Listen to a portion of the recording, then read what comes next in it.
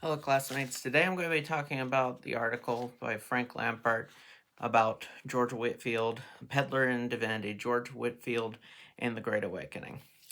In this article, Lambert makes the point that to think of Whitefield as just interested in self-promotion is a little short-sighted, but he does want to make the point that he did use commerce to promote religion.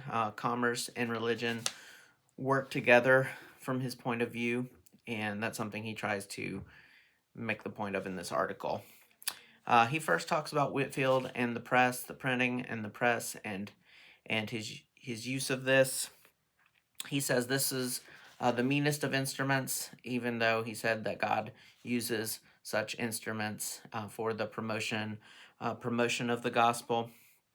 And the press would cause Whitefield to be able to grow to a popular level because of these publications.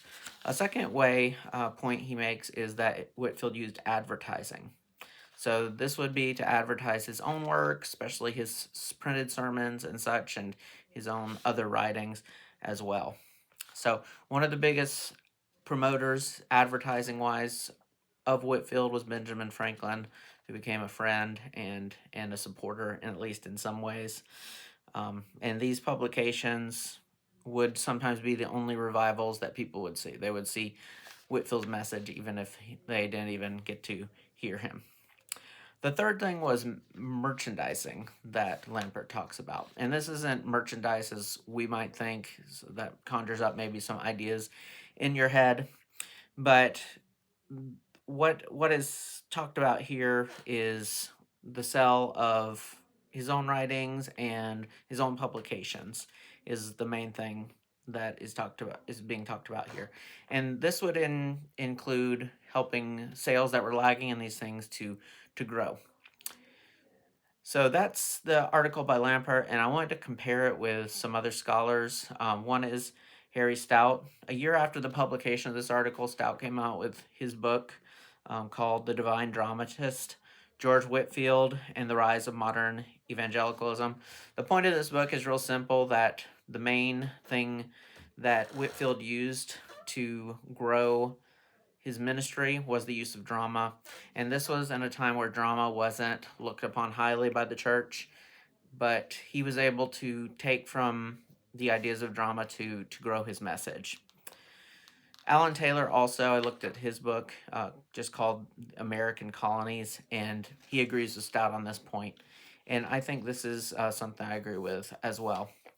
And it's not as though Lampert's book or article rather, is wrong, but it doesn't go far enough. I guess I would say the part about the using the press and using commerce is definitely true. I don't think it's wrong, but Whitefield, the main thing was the product he was selling, and he sold that through his dramatic speaking engagements and the way he did it.